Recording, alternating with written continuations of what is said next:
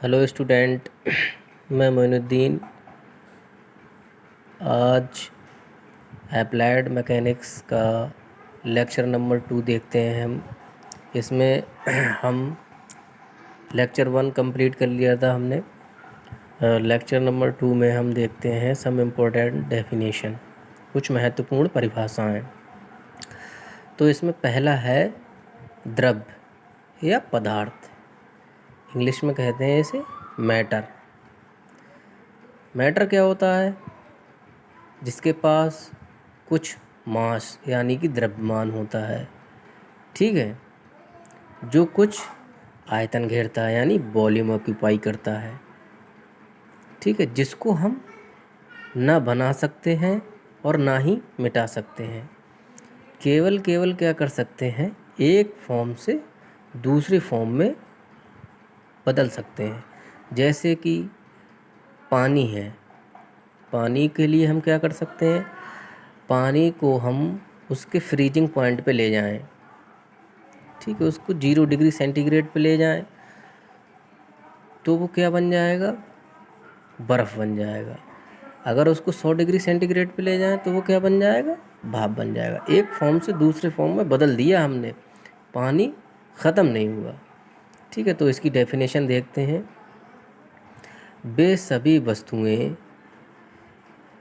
जिन्हें हम छूकर, देखकर महसूस कर सकते हैं तथा जो कुछ आयतन घेरती हैं, उन्हें क्या कहेंगे हम, पदार्थ या मैटर कहेंगे, ठीक है। इनकी 3 अवस्थाएं होती हैं। नंबर 1 ठोस, नंबर 2 द्रव, नंबर 3 गैस। ठोस अवस्था में क्या होता है,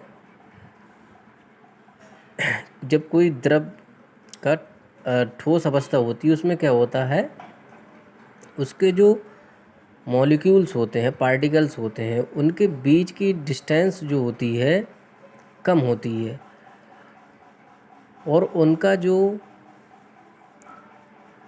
आपस में जो फोर्स लग रहा होता है वो अधिक होता है, जो एक दूसरे को छूट के जाने नहीं देता है। तो क्या होता है, वो क्या कहलाएगा, ठोस, ठीक है। ठोस का एक अपना वॉल्यूम आयतन होता है, ठीक है, जो जो कि उसका फिक्स हो जाता है, ठीक है। द्रव में क्या होता है, द्रव के मॉलिक्यूल्स के बीच में क्या होता है, फोर्स ठोस की अपेक्षा कम होता है, तभी उसका एक परमानेंट वॉल्यूम नहीं होता। जिस बर्तन में डाला जाता है उसी का वॉल्यूम ले लेता है वो, ठीक है।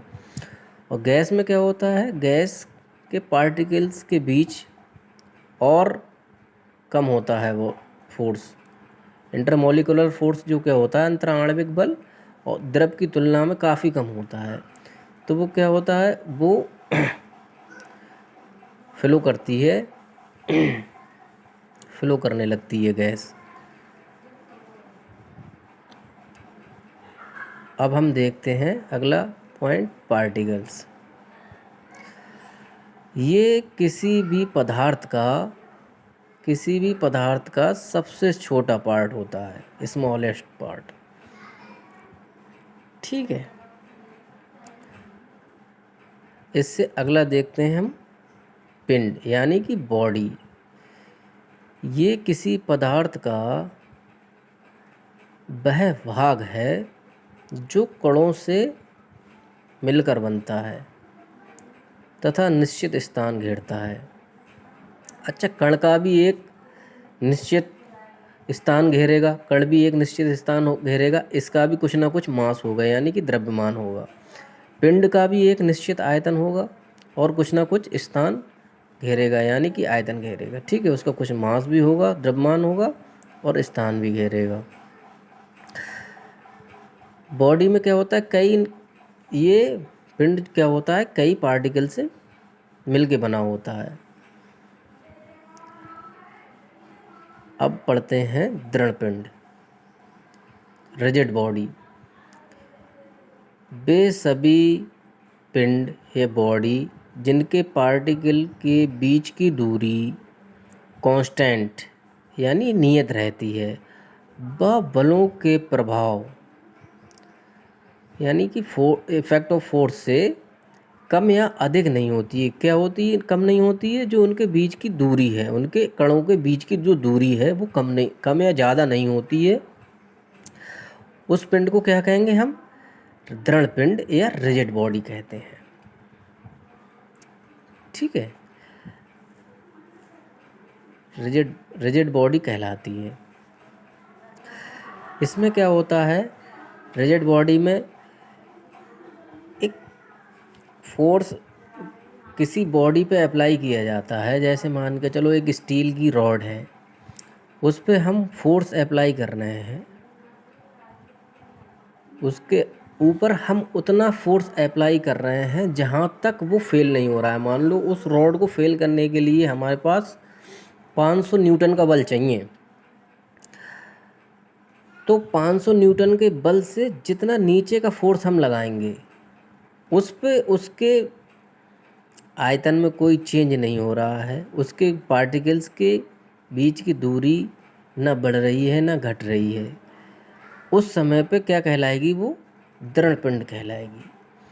अगर उस स्टील की रॉड पे हमने फोर्स 500 न्यूटन से ज़्यादा कर दिया तो क्या हो जाएगा? उसको वो डिफ़ॉर्म हो जाएगी। ठीक है, तो दृढ़ पिंड क्या होता है? एक क्रिटिकल फोर्स से नीचे के जितने भी फोर्स लगते हैं वहाँ पे उसकी बीच की दूरी, कणों के बीच की दूरी क्या रहती है? कांस्टेंट रहती है। वहाँ तक वो दृढ़ पिंड कहलाता है। अब जब क्रिटिकल फोर्स से ऊपर का फोर्स हमने अगर उस पर अप्लाई कर दिया, जैसे मान के चलो क्रिटिकल फोर्स 500 न्यूटन है और हमने 600 न्यूटन अप्लाई कर दिया, तो वो वहाँ पे दृढ़ पिंड नहीं कहलाएगा। ठीक है, ये ध्यान रखना। से आगे का देखते हैं हम।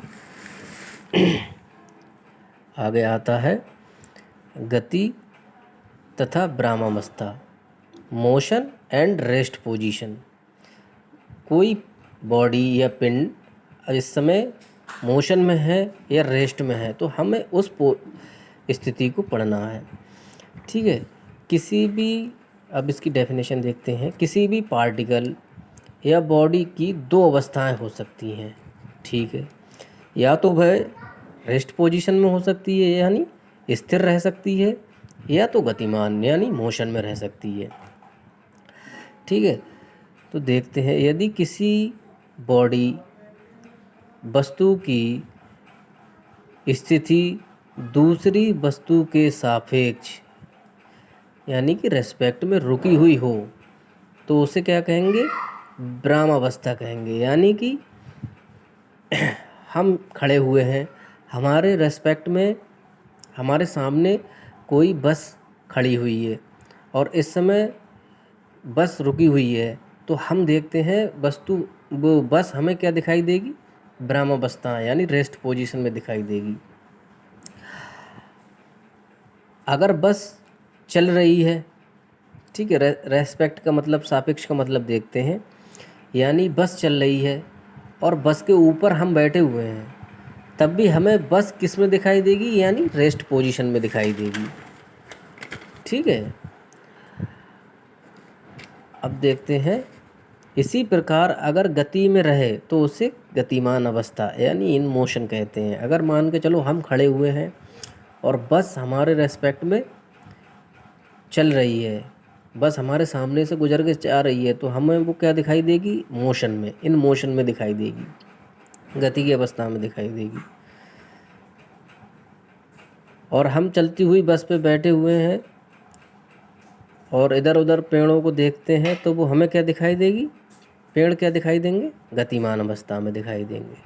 ठीक है, तो ये रेस्पेक्ट का मतलब होता है सापेक्ष के।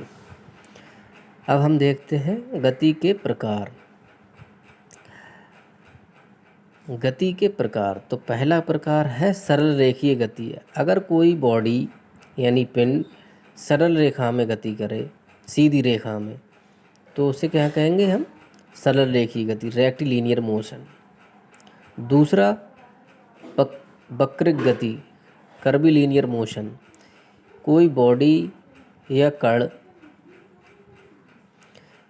किसी कर्व के अराउंड मोशन करता है तो उसे हम क्या कहेंगे? Curvilinear motion.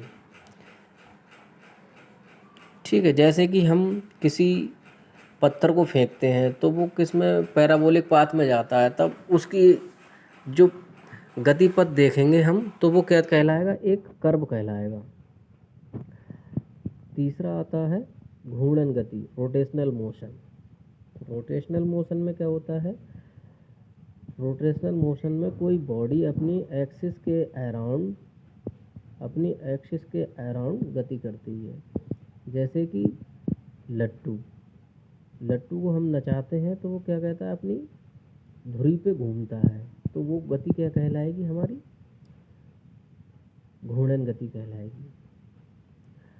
जैसे और दूसरा एग्जाम्पल देखते हैं, अगर मान के चलो कोई कार है और उसका पहिया स्लिप काटता हुआ आगे बढ़ रहा है, तो वो वहाँ पे रोटेशनल मोशन भी कहलाएगी और लीनियर मोशन भी कहलाएगी। ठीक है, अब देखते हैं दोलन